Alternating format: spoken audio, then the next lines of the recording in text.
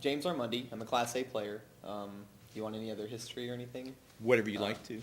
Yeah, I started playing chess when I was about 6. I was watching my dad and my uncle play, so me and my brother were watching them. We picked up the rules. We didn't quite have all the rules, though. I remember we used to have a rule that bishops could capture and keep on going. And but then when I was probably about 8 or something like that, we found a copy of the rules, and then we fully learned, how to play. And by the time I was 12, I started, really taking it seriously. Mm-hmm. My aunt bought me a copy of Chess Master 2000 for my Commodore 64. Very good. And started practicing and going to tournaments after that. So it sounds like you started at a very early age then. That's great. Do you, how does anyone get better at chess, Consistency, and one really important thing for me, because I didn't really have any coaching or anything. I was just all self-taught. Mm-hmm. But consistency in practice and being honest with yourself about your practice sessions, because you want to be efficient and make each session count, just like if you're playing a game. If you're on, you got to use your time wisely. You run out of time, you're going to lose. But if you're wasting time in certain aspects of your training, if you're not training efficiently, if you're not, I'm really big on not studying openings right away because you need to learn how to use your pieces and play in the end game, and you'll let the pieces cooperate together. But if you're studying openings, then you'll find after like 5 years of playing that your strength it gets to a limit, but it doesn't increase after that. And I've known several players that I grew up with who studied openings, and then after a time, they couldn't get better, and they would stop playing. But if you use your time wisely and teach yourself how to think, then you're going to keep growing past expert and master. So. Okay. And speaking of studying, which do you think is more important, studying or practice? Well, if you take martial arts, for example, this is just another subject I like. And if you have someone that reads books on martial arts for 10 years, and you take another guy and he practices martial arts for 10 years, and you put them both in a ring, then, the guy who's practicing is going to be much better. But, of course I feel that you've got to balance both.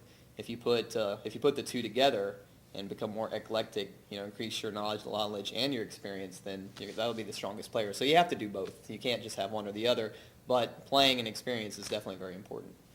Okay. And did you have any strategies that you used to help you become better?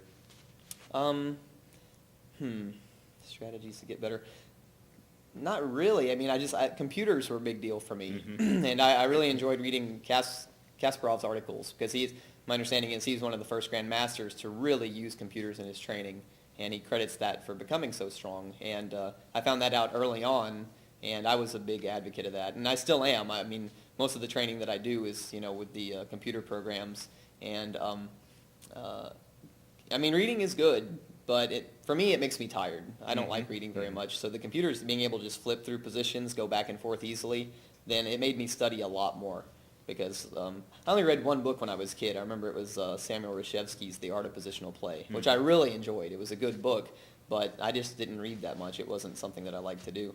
But when they started coming out with computer programs, then I was all over it. So much more interactive, so you could really I really like that.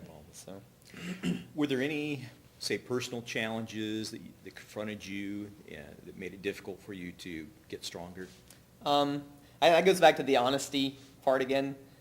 Since I was kind of isolated, I lived in North Georgia, and now it's a big town. Now it's really grown. But back then, there really weren't a lot of chess players, and the opportunities to play weren't frequent. It was mainly me and my computer, and so I don't know. Everyone experiences in some point of their training arrogance. You think you're better than you are. I mean, you win, so you think you're good until you run into people that are better than you, and then you realize, hey, there's always something to learn.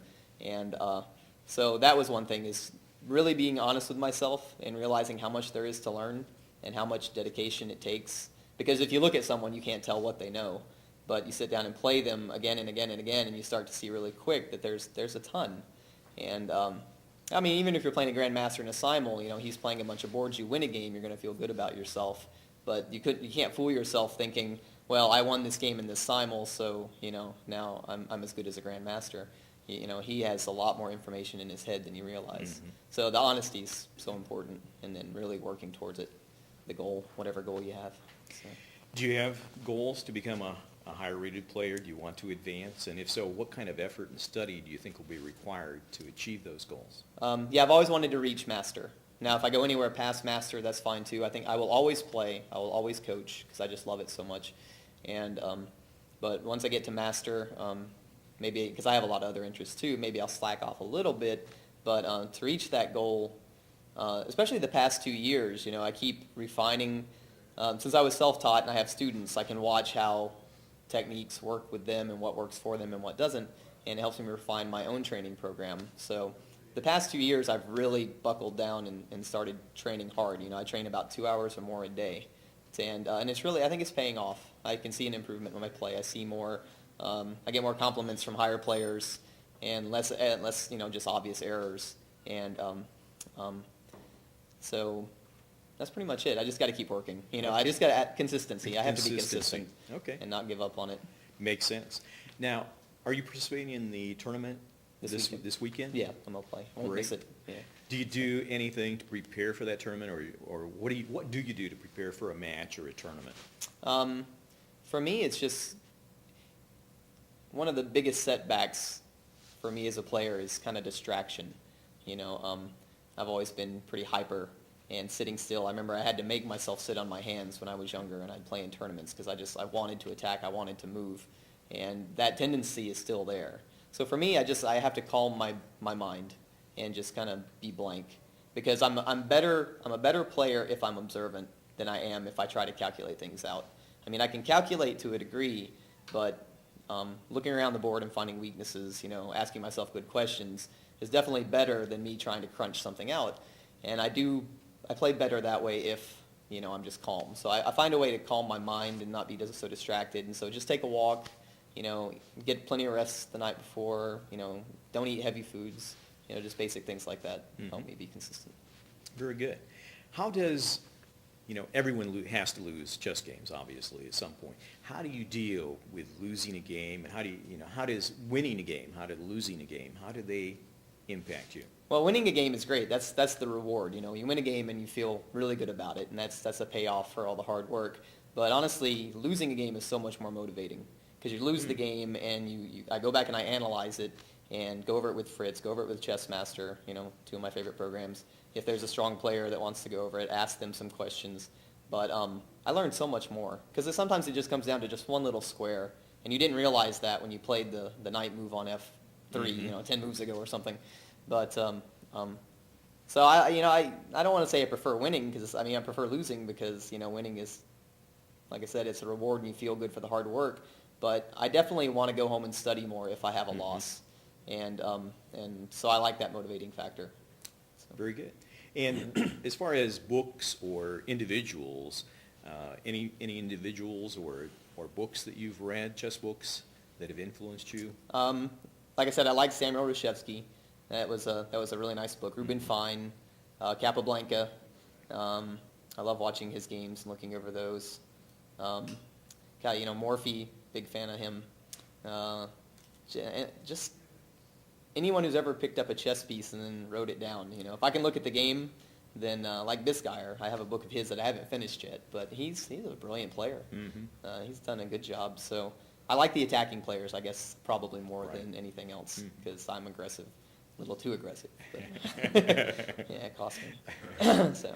Well, great. I really appreciate your being here and participating in the interview. I don't know, do you have any final comments you'd like to share for the good of the younger generation here? How to get better at chess or anything? Yeah, just, stay consistent with it, because the payoffs are great, and now, especially these days, with scholarships and stuff increasing every year, more and more schools giving out scholarships, if they'll just stick with it, then, one thing that's great about chess is that the skills you learn in chess will translate to anything that you want to be, because, mental discipline is mental discipline, and that's good anywhere.